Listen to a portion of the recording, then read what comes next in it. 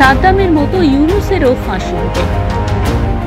সাদ্দামের মতো ইউনূসেরও ফাঁসি হবে। ইউনূসকে মৃত্যুদণ্ড দেবে আন্তর্জাতিক আদালত। বর্তমানে বাংলাদেশের পরিস্থিতি নিয়ে বলতে গিয়ে এমনটাই দাবি করেছেন ভারতের সুপ্রিম কোর্টের আইনজীবী জয়দীপ মুখোপাধ্যায়। বিনা বিচারে চিন্ময় কৃষ্ণপ্রভুকে আটকে রাখার অভিযোগ উঠেছে ইউনূস প্রশাসনের বিরুদ্ধে। সংখ্যালঘু নিপীড়ন অব্যাহত। যদিও ইউনূস সরকার হিন্দু নিপীড়ন মানতে নারাজ। কি বললেন আইনজীবী জয়দীপ মুখোপাধ্যায়? ইউনূসের ফাঁসি দেবে আন্তর্জাতিক আদালত।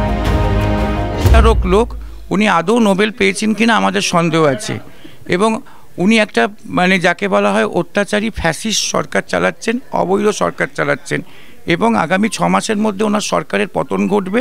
উনি জেলে যাবেন।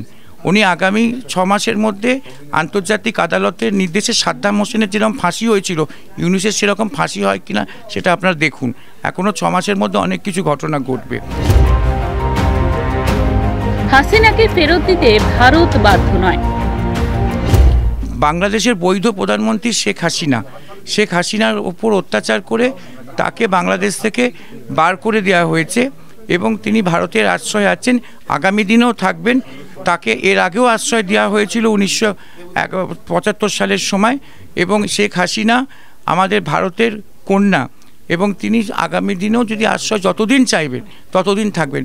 বাংলাদেশের কথাতে, ইউনূসের কথাতে ভারত সরকার শেখ হাসিনাকে ফেরত পাঠাতে বাধ্য নয়। কথা আপনাদেরকে অত্যন্ত দীপ্ত কণ্ঠে বলে দিচ্ছি, এবং আপনারা জেনে রাখুন, ভারত প্রত্যাবর্তন চুক্তির মধ্যে যদি এক পক্ষ যদি রাজি না থাকে তাহলে সেটা কিছু এসে যায় না, এবং অন্য আসামির সাথে শেখ হাসিনাকে কিন্তু গুলিয়ে ফেললে চলবে না। শেখ হাসিনা একজন প্রতিষ্ঠিত রাজনীতিবিদ। আমরা তসলিমা নাসরিনকে আশ্রয় দিয়েছি, আমরা দালাই লামাকে আশ্রয় দিয়েছি, তাহলে আমাদের শেখ হাসিনাকে আশ্রয় দিতে, আমাদের কোনো পলিটিক্যাল শেল্টার দিতে আমাদের কোনো অসুবিধা নেই। ইউনূসের নোবেল কেড়ে নেবে নোবেল কমিটি। দেখুন, নোবেল পেয়েছেন এবং তার জন্য অনেকেই তাকে চিঠি দিয়েছে নোবেল কমিটিকে, যাতে ইউনূসের নোবেল ফিরিয়ে নেওয়া হয়।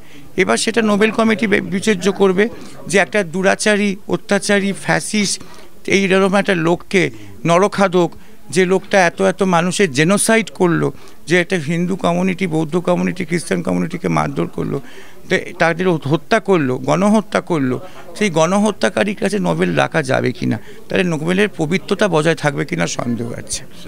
ক্যামেরায় রবি দত্তের সঙ্গে বিশ্বজিৎ হালদার, ওঙ্কার বাংলা।